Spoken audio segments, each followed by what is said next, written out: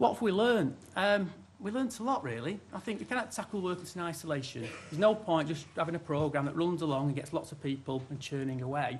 And I think there's two elements to that. I think there's the people element and the place. In terms of people, you've got to tackle the housing, the health, the substance misuse, etc. So you've got to make sure from a people perspective, the holistic approach to tackling multiple barriers.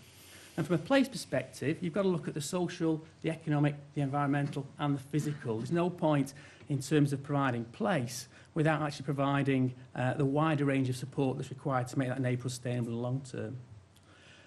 I've had housing officers come up to me in the past, we've been talking about setting initiatives, and they said, my heart sinks when a customer comes in and tells me he's got a job.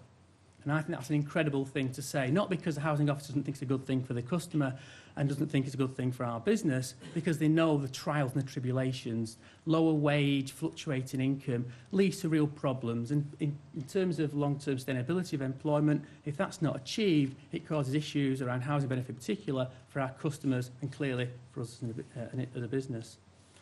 I think we talked a lot about the flexibility to meet individual need, the length of support, the intensive support. I think clearly what we've found with our provision is that that's got to be absolutely paramount. You've got to be able to individualise support and provide the support that's required. You need the funding streams to enable you to do that.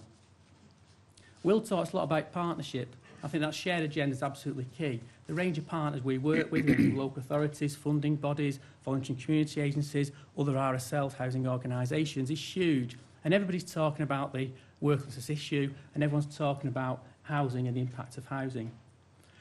I think the removal of disincentives is key. We talked about housing benefit reform. Things like the taper rule, which ultimately acts as a disincentive for people to move on and move up in their career, has to be sorted out.